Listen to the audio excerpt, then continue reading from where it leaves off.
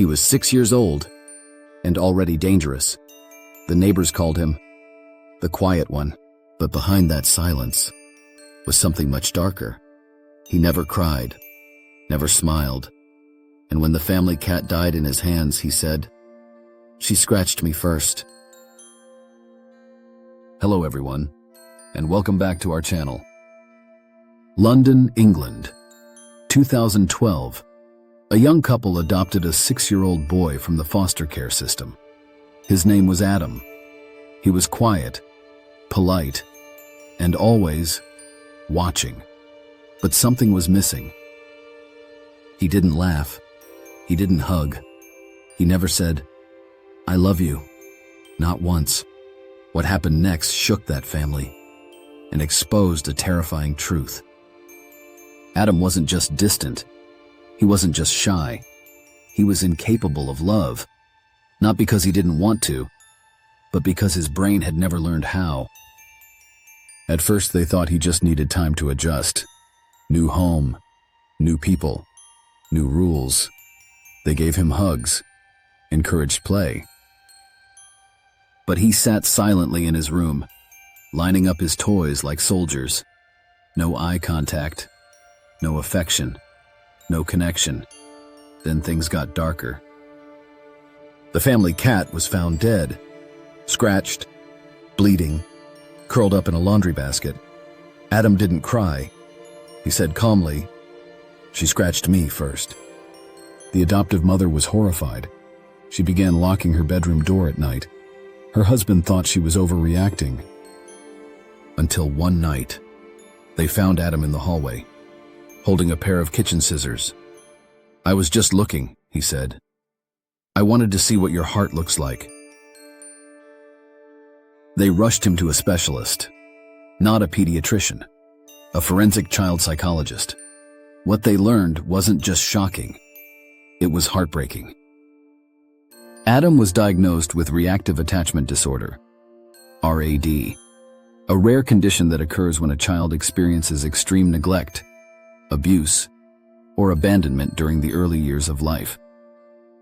In simple terms, his brain never learned how to trust, never learned how to bond, never learned how to feel love or guilt. The first 6 years of Adam's life were filled with horror. He was born to a drug-addicted mother who left him crying in a crib for days.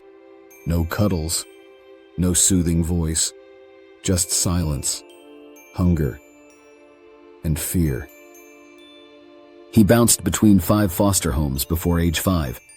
In one of them, he was locked in a closet for punishment. No toys, no books, no light. When you grow up in that kind of darkness, your brain rewires itself to survive. Empathy gets replaced with control. Love becomes a threat. Trust becomes a weakness. A 2007 study in the Journal of Child Psychology found that children with RAD often show signs of aggression, manipulation, and cruelty to animals. But it's not because they're evil. It's because they don't understand emotion the way most people do. One of the most famous and tragic cases of RAD was a little girl named Beth Thomas. By age 6, she had admitted to trying to kill her baby brother, stabbing her parents with pins, and hurting animals, all without remorse. In a chilling interview, she looked straight at the camera and said, "I wanted to kill my brother. I wanted him to die."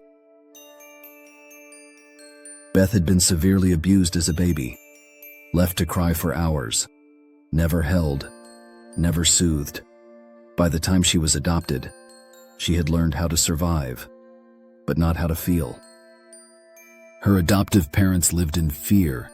She would sneak into their bedroom at night, steal knives, whisper threats. But here's the twist. Beth received intensive therapy, and over the years, she changed. She grew. She healed. Today, Beth Thomas is a nurse. She helps other children who've suffered trauma. Her story is proof that even in the deepest darkness, there can be light. One psychiatrist said, "These children learn to read faces, but not to feel for them. The hardest part? There is no guaranteed cure. Therapy can help, slowly, over years, but some children never fully recover, because the most important wiring of the brain happens before age 3, and for Adam, that time was lost." His adoptive parents tried everything: attachment therapy, safe touch, routine, patience.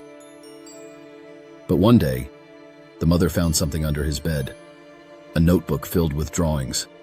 Each page showed the same image: a faceless woman lying in a red pool. Every page had her name written underneath. She cried for hours, and for the first time, Adam tilted his head and said, "Why are you crying? Did I do something wrong?" That's when they made the hardest decision of their lives. They returned Adam to the system, not out of hate, but out of fear. And here's the part that will stay with you. To this day, Adam is not in prison. He's not in a hospital. He lives in a group home with 24-hour supervision. And every night before bed, he stares in the mirror for 30 minutes, not brushing his teeth, not combing his hair, just staring, unblinking. One of the staff asked him once, "What are you looking for?" And he said, "I'm trying to figure out what people see when they look at me." Reactive Attachment Disorder is one of the most tragic outcomes of human neglect. It doesn't create monsters. It creates empty spaces.